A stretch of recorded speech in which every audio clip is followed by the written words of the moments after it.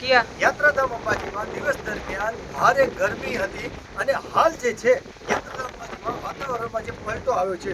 આપ જોઈ શકો છો કે મારા પાછળ અંબાજી મંદિર છે. અંબાજી મંદિર જે ભારે પવન હાલ અંબાજીમાં ફૂંકાઈ રહ્યો છે, જેના કારણે ધૂળની ડમરીઓ છે એ અંબાજીમાં ચારે બાજુ ઉડતી નજરે પડી રહી છે.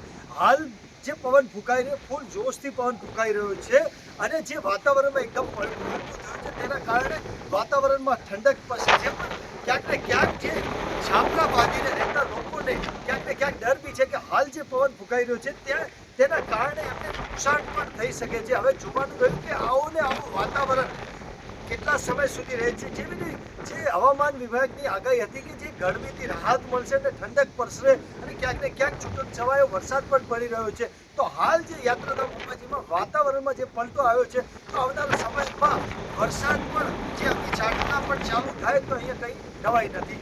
વિક્રમ સરગરા, ન્યૂઝ કેપિટલ અંબાજી.